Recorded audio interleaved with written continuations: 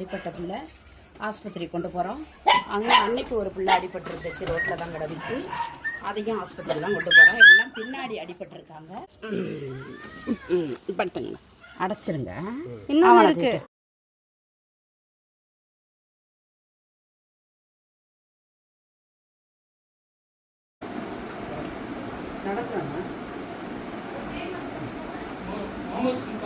நடக்கிறான்.